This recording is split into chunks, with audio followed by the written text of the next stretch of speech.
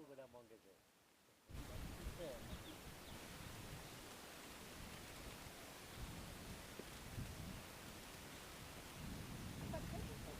નામ સમસિંગભાઈ સકલાભાઈ રાઠવા અને મારું ગામ વચલી ભીત હોળી ફળિયા મારું ફળિયું છે અને તાલુકો જિલ્લો છોટાઉદેપુર.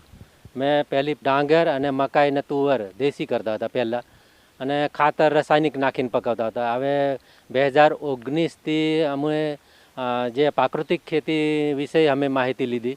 અમે વડતાલ મંદિરે 5-6 દાડા ત્યાં અમે ટ્રેનિંગ લીધી હતી. તે પછીના અમે આજે પ્રાકૃતિક ખેતી તરફ વળી રહ્યા છે.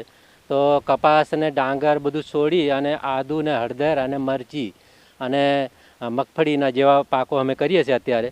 અને અમને પહેલાં કરતાં અત્યારે જે પ્રાકૃતિક ખેતીમાં બહુ સારું છે. અમારી જમીન એટલી બધી સુધારા પર આવી છે અને એની પર અમે આ જે અશ્યદાન કરીએ છીએ, જે હળદર જે વાવેતર કર્યા પછી આદુ ને હળદર, એમાં અરસા પણ બહુ નીમજ્યા છે અને જમીન અમારી એકદમ પોચી થઈ ગઈ છે અને અમને બહુ એમ અત્યારે એમ સારું લાગે છે. અત્યારે અમારે અત્યારે મરચી અને હળદર એક દોઢ એકર જેવું છે, એટલે લગભગ 3-3.5 વીઘા છે. અને આપણે મગફળી છે લગભગ 2.5 એકર જેવી છે અને આદુ 1/2 એકર જેવું છે.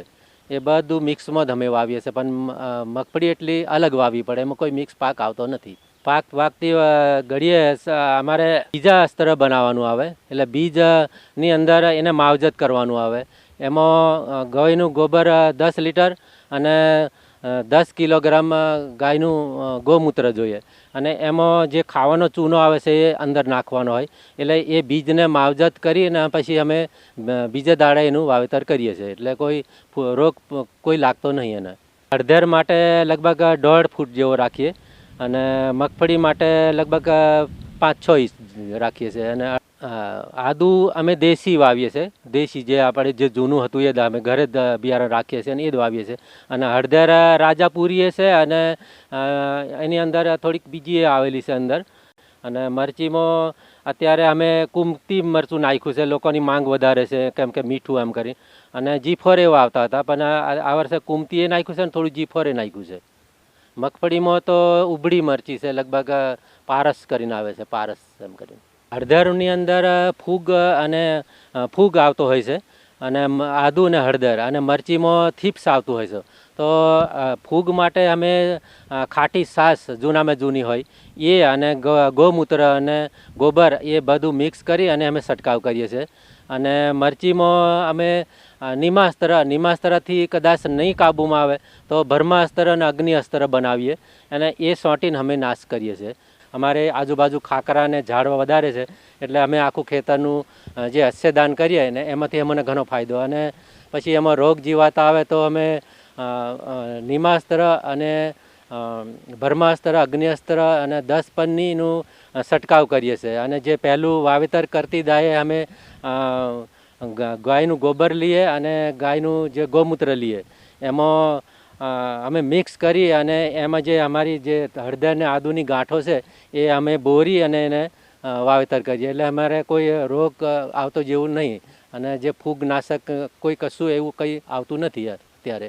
પાક બનાવવા માટે ખાસ તો સોન્યું ખાતર વધારે પડતું અમે નાખીએ છીએ. અમારે પશુપાલન વધારે છે.